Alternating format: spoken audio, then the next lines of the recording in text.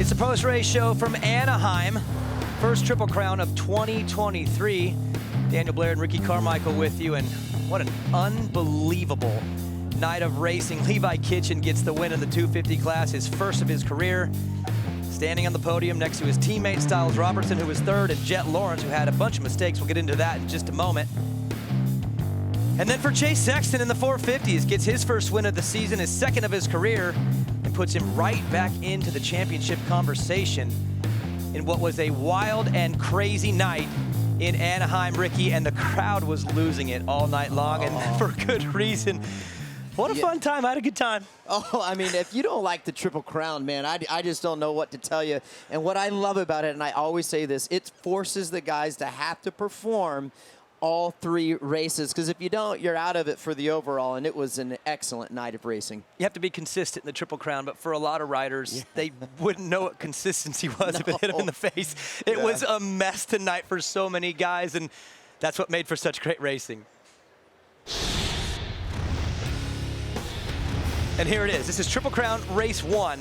RJ Hampshire comes in feeling good, coming off some heat race wins, some podium finishes, and he was just incredible in the first one. Look at that, the command start, and really it was his race. He owned this race. I mean, he looked so good, and quite frankly, I think he had the speed tonight to race with this guy right here and run his speed. And this guy had some issues. This was the first.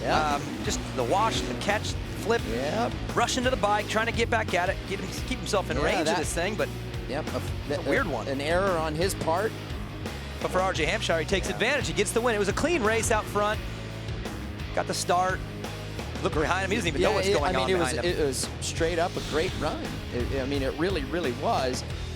Okay, so race 2, things get out of control. So Lawrence and Hampshire first come together, and then just everything goes completely crazy for almost everybody.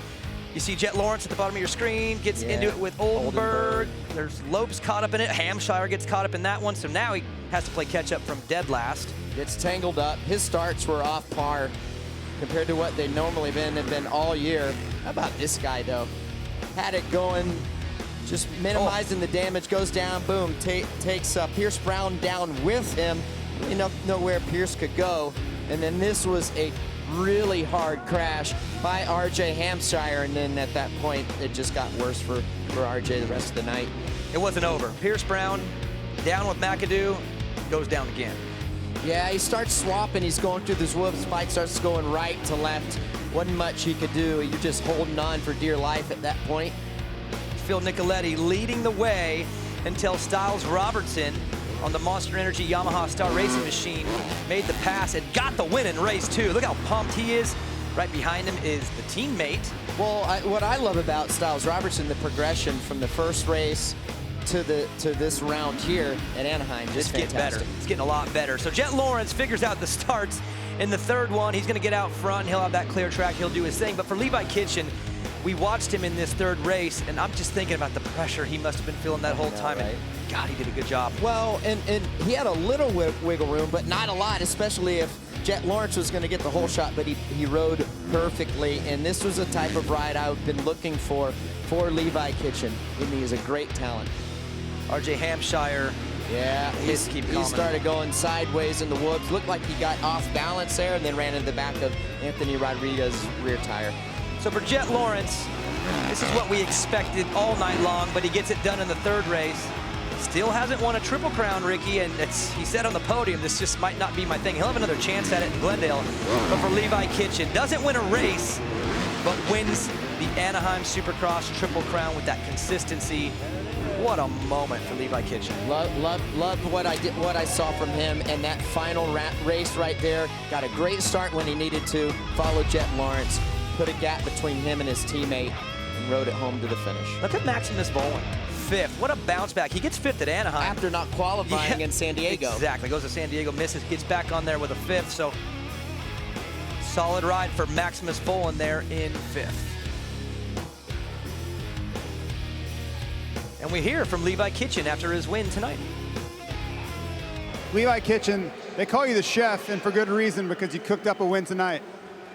Yeah, this whole day, man, this is unbelievable right now. I mean, took a few good slams in practice, and I was a little down on myself, and you know, first moto got a good start and got shuffled back, and yeah, then I knew I just needed to be consistent. My start's been amazing. The bike's hooking up great, and you know, I tried to block out everything that was going on behind me. You know, a lot of guys were falling, and it just worked out, man. Consistency pays off. Congratulations. Enjoy your couple weeks off. Thanks, guys.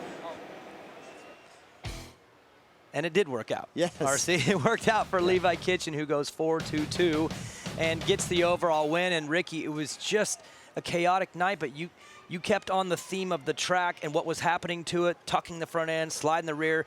These guys just didn't understand the traction underneath them. It started from the very beginning and carried all the way to the end. Yeah, and I think the track conditions got harder as the night went on, and the base was getting much more slipperier, and those guys weren't really anticipating that. And I think it was just catching them off guard. You've seen a lot of uncharacteristic mistakes by Jet Lawrence, RJ Hampshire, but the guy like Levi Kitchen didn't look like he was riding the edge all night, and essentially that's what got him the win and his great starts, but he executed perfectly that third race. Obviously, it's great to win the race, but how about just from the standpoint of having a terrible San Diego, crashing on the start, to be able to come back this week, probably a tough week on him, right? And then come out here and get the win, redemption. I mean, that's good for someone that's very new in this 250 class. He's only raced 5 of these things now, so do you like that maturity from him to bounce back after a terrible San Diego and win? Yeah, well, I do. I love the bounce back. I love him performing when he need to in the third race here tonight.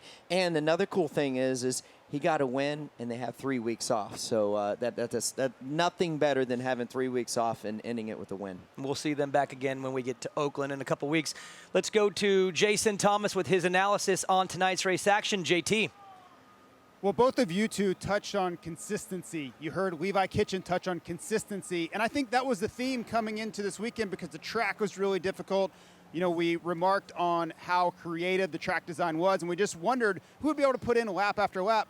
But I'm going to talk about a little bit of a different type of consistency, and that's soil consistency, because that was the story. You look at all the mistakes, they weren't mistiming jumps, they weren't getting out of rhythm. It was over-trusting the front tire. It was getting into an inside line and thinking it would hold and not. You looked at Cameron McAdoo, you looked at Jet Lawrence, and time after time, it was that mistake that they weren't expecting that cost them tonight.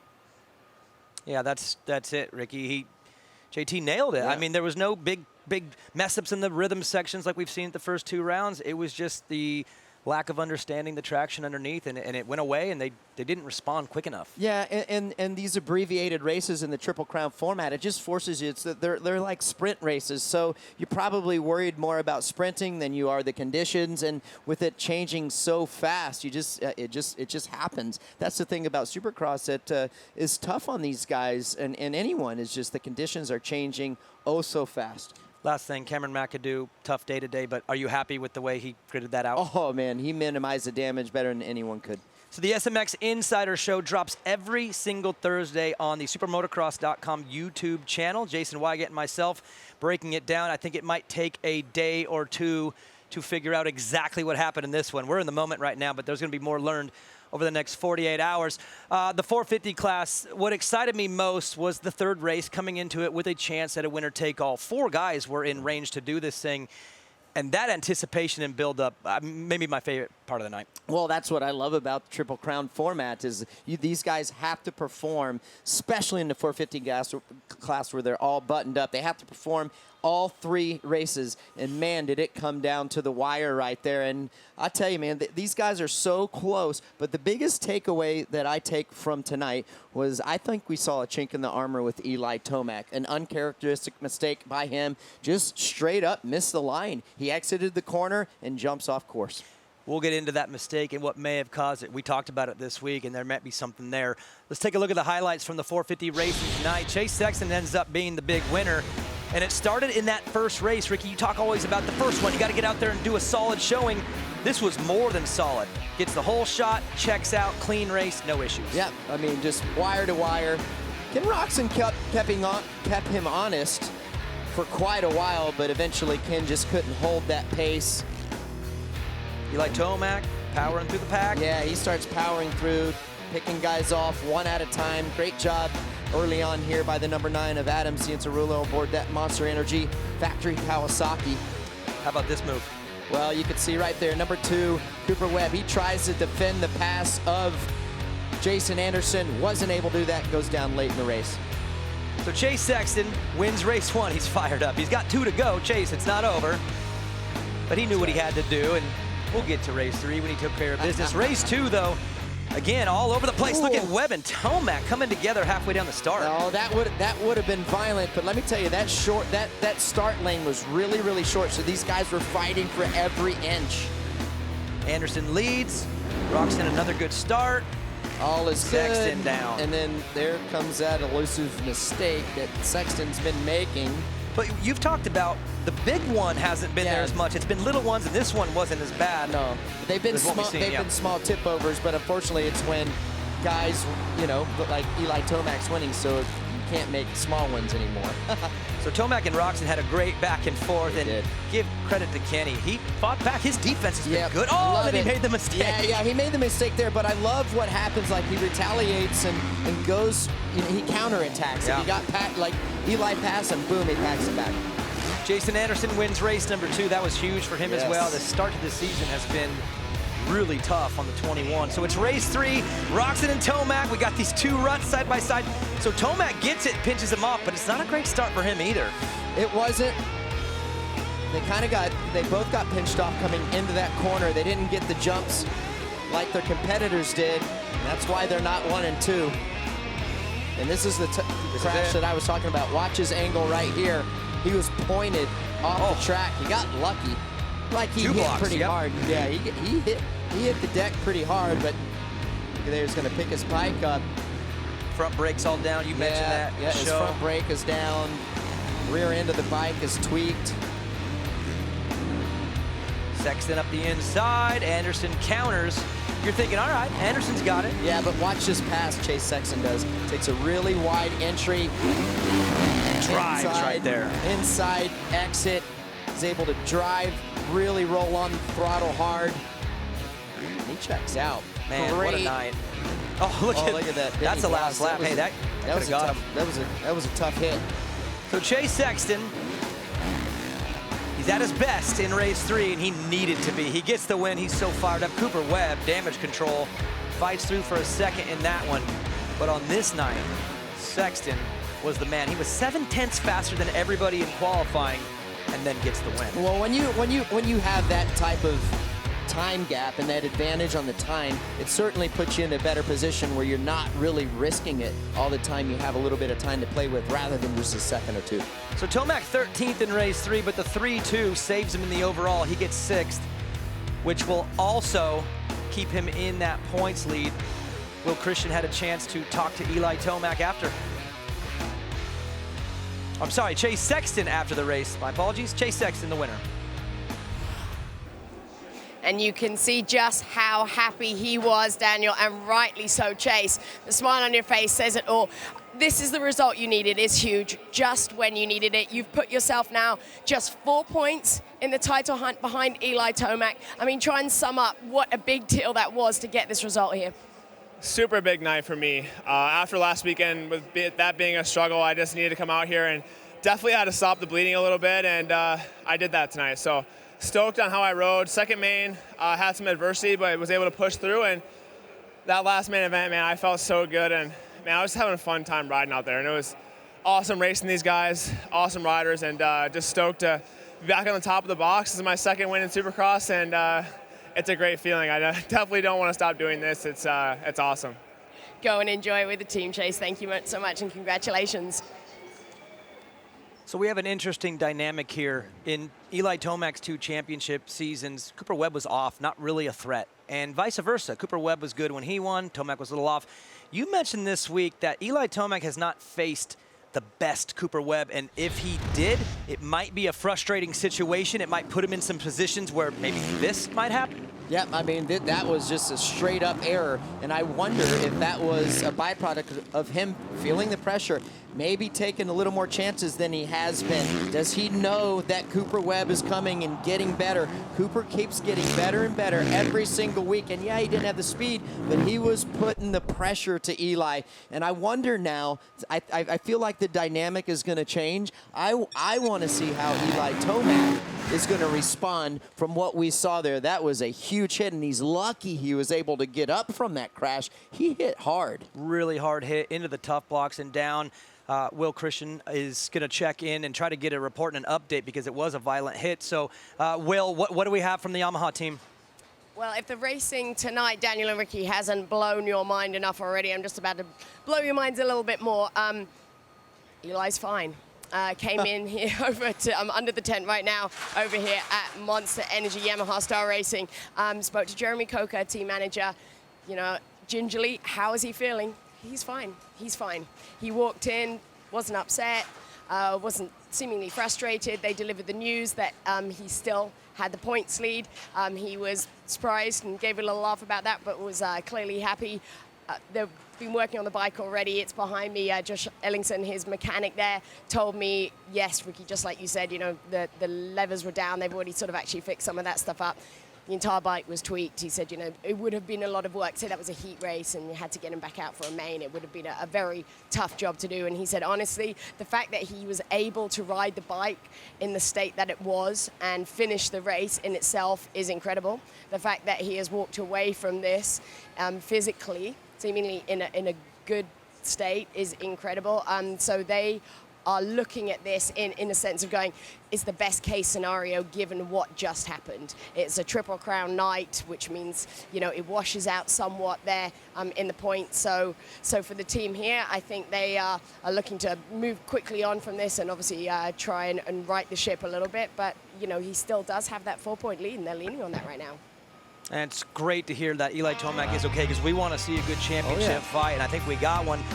4 points now over Sexton and Webb. So Sexton's win elevates him back into the conversation, and Webb had a tough night but fought through, salvaged the night, made some moves, and holds on to third right now. So we have a 4-point spread between the three. And for Chase Sexton, you know, you come into the season, Ricky, and the question is he going to take that leap and be a championship guy in year 3? The speed's there. We know that. The starts are there. He's got this very forceful style and the way he rides. We know he can do it, but can he eliminate the mistakes? He still made a little one tonight, but he definitely showed that he is in this conversation and he's ready to run with the 2-time champs. Well, and if he can put performances like next weekend in Houston, like he did the first race tonight and the third race tonight, he can be that guy. He just can't have those slip-ups. Now, I feel like I feel like we're going to see a different Eli Tomac. I think that I don't know. I don't have a crystal ball, but I just feel he can feel the pressure. Number one, from Cooper Webb. Think of the past that they had. Those two guys have won the last 4 Supercross championships, okay, for 4 years. So I think they're the best that they've been in a long time. And then you got this young, shiny new object, Chase Sexton, coming in. So I like what I'm seeing from him. I'm still to the point with Chase. I'm still at that point with Chase Sexton where he's got to prove it to me. He's got to prove it to me. He's got to be there week in and week out. And we are only 3, and we have so much more racing to go. Jason Thomas, I'll bring it to you now. Now, Sexton was incredible this past summer. He ran with Eli Tomac. He elevated into the conversation as elite, but now the question is, can he become the elite guy and be a title favorite and a champion? What did you see tonight? It's exactly what we wanted to see because he showed so much promise last summer, and he took Eli Tomac down to the wire last summer, and we all thought, okay, it's time. Chase Sexton has arrived. And through 2 rounds, there were a lot of ways you could say that he wasn't quite ready. He just was showing too many signs of immaturity. Not tonight. He overcame adversity, and I think he really established himself in the same way he did last summer, and he showed everybody that matters, and namely Eli Tomac and Cooper Webb, that he is for real. And it is time for Chase Sexton to come out and be a title contender, and you see he's only 4 points down. Everything's right in front of him. After a couple rounds, it was a little shaky, but I think this was such a confidence boost for him. And I think he feels like, just like he did when we left last summer, ready to go win a championship. Thank you, JT. And next up is Houston. That's next Saturday night. Race Day Live will kick off at 2:30 Eastern. And then we go racing at 8 p.m. Eastern in Houston. And Ricky, this is a little bit of a change now in the series. We're in the open stadiums. We're in the baseball stadium. Now we're going to head east and start this next chapter. Houston's a good stadium. There's been a lot of good racing there. Football layout. I love the football layout. I know you do too. Yeah. what are you excited about going into Houston other than all the obvious, which is crazy racing? Well, yeah, we're going to have the 250 East, so I'm really looking forward to that on the 250 side. But then I'm looking forward to how these guys are going to respond. Eli Tomac, what's he going to bring next week? Can he put what happened tonight behind him? Can Cooper Webb keep trending on the right way, on the right path that he is? I still think he has some room to improve. I think he's going to get there. I really, truly believe that. And Chase Sexton, I want to see him do exactly what he did in the first race, in the third race tonight. I want all three of those guys battling. But hey, keep your eye on Ken Roxon. Like you said, 5th, 4th, and a 3rd. Maybe he's P2 next week in Houston, so that's what I'm looking forward to. He is sneaky good right now. Comparing the baseball stadium and the football stadium, a little bit different dirt, but it's mostly the layout and what the track crew can do with it. Well, and you can see it right there. It's longer lines, or longer lanes, pardon me, a little more traditional. But I look at this track map, and it really brings me back to the year we had the Triple Crown format there, and Cooper Webb overtook his teammate, Marvin Muscan there, really, and got his first 450 win. Yep. Supercross win. So if I'm Cooper Webb, I'm like, oh yeah. Bring it. I got all the feels, so it's going to be exciting. Like the dirt in Houston is some of the best dirt that we see at Monster Energy Supercross. So a lot of fun things to look forward to. Jason, you and I are very similar in we look at the track maps when they come out, we study them, we're like, I don't know, I still do it like I'm a racer. What do you see in Houston and what are you looking forward to when it comes to the racing?